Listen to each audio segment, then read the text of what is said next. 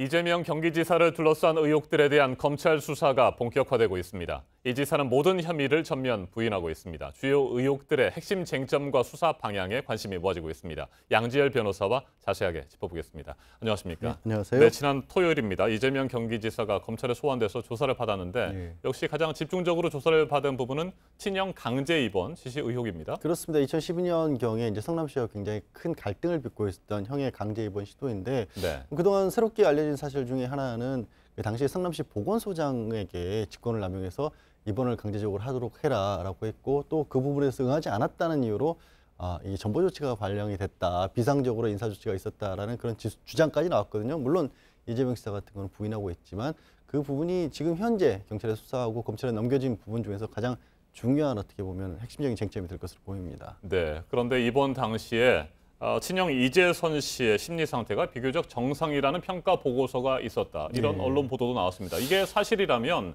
이 지사에게 굉장히 불리한 상황 아닙니까?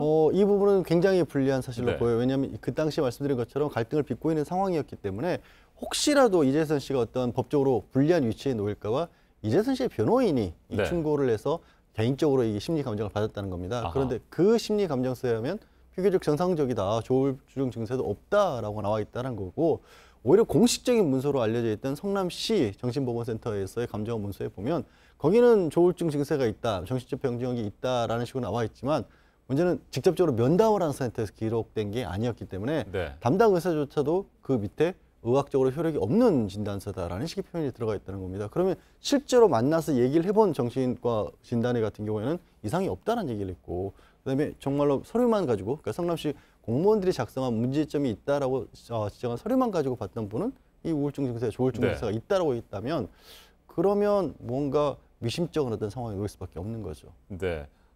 검찰은 직권 남용 혐의가 적용될 수 있다 이렇게 보는 것 같은데 네, 그렇습니다. 이재명 지사는 계속 부인하고 있습니다. 이재명 지사는 이 강제 입원 자체가 가족들에 의해서 이루어진 것이고 시장으로서 당시에 물의를 많이 일으켰던 사람이기 때문에 이 뭔가 강제 진단을 하려 시도하려다가 중단된 것이지 입원 자체를 시도한 것은 아니었다라고 검찰청에 소환 조사 들어가기 직전에 좀 이례적으로 길게 해명을 했죠. 네. 토요일 조사에서는 검사 사칭 문제도 있었고 또 공직선거법 위반 혐의도 있었잖아요. 예, 그렇습니다. 뭐 다른 혐의들도 꽤 있습니다. 일단 검사 사칭 같은 경우 이제 벌금형을 2002년도 경우에 네. 검사를 사칭해서 벌금형을 받았다는 부분, 그 부분을 좀 축소했었고 또 이 선거를 치르는 과정에서 부동산과 관련된 자신의 실적, 성남시장으로 실적 같은 걸 좀 과장했다라는 부분이 공직선거법 위반 혐의로 기소 의견으로 넘어간 부분이고 많이 문제가 됐던 것들 중에 하나가 이제 여배우 스캔들이라든가 또 특정 인터넷 사이트에 가입을 했다 이런 부분들, 조직폭력배와 관련됐던 의혹 같은 것들은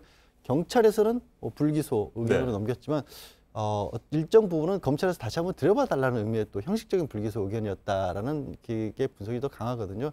아마 이런 부분에 대해서도 검찰에서는 일정 부분 확인을 좀 했던 것으로 알려졌습니다. 네.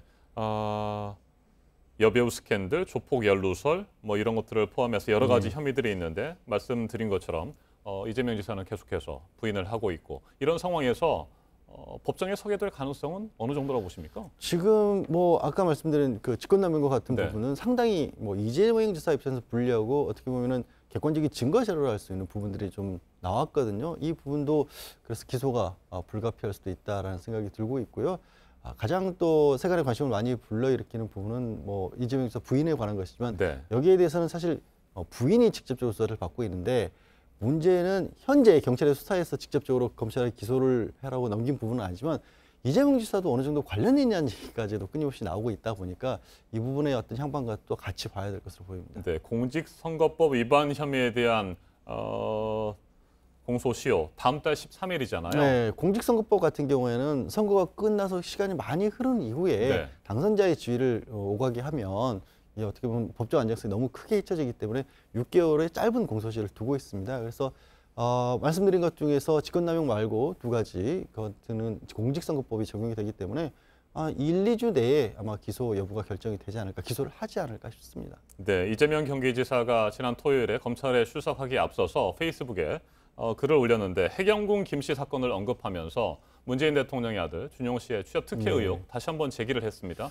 이건 뭐 어떤 전략이라고 보십니까? 그러니까 이렇게 얘기를 한 거죠. 이 해경궁 김씨라고 알려진 사람이 트위터에 허위 사실을 유포했고 그게 부인 김혜경 씨가 아니냐라고 지금 경찰은 보고 있는 건데 만약에 그러면 김혜경 씨가 정말로 죄를 지었다고 한다면 이 SNS 트위터 계정을 이용한 사람이 김혜경 씨여야 되고 그 글을 쓴 사람도 김혜경 씨여야 되고 또 문주영 씨 취업 특혜가 허위 사실인데 그러니까 그런 일이 없었는데도 불구하고 이런 거짓말을 했다라는 것까지가 다 증명이 돼야 되지 않습니까? 그러면 이게 허위 사실이라는 거를 다시 한번 또 밝혀야 되지 않느냐. 그러니까 문주영 씨 취업 특혜에 오게 돼서 조사를 해야 되는 게 아니냐라는 식으로 이재명 지사가 얘기했다는 건 아니고 김혜경 씨의 변호인이 그런 주장을 했다는 겁니다. 네. 검찰 수사 과정에서.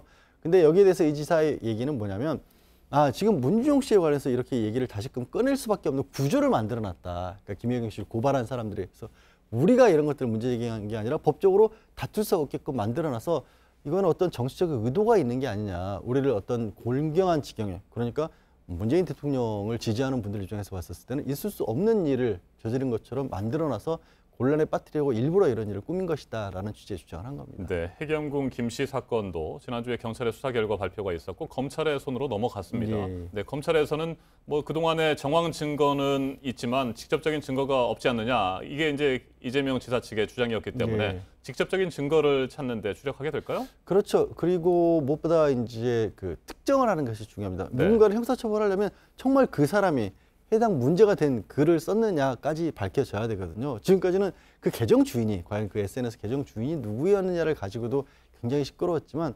경찰에서는 그렇게 밝혔죠. 우리가 재판을 준비하는 과정에서 미리 밝혀서는 안 될 결정적인 부분들이 있다. 네. 근데 아마 검찰에서는 그 부분까지 반영을 해서 기소를 할 것으로 보입니다. 그 부분을 검찰이 확인을 하겠죠. 알겠습니다. 여기까지 듣겠습니다. 양재열 변호사님, 잘 들었습니다. 고맙습니다.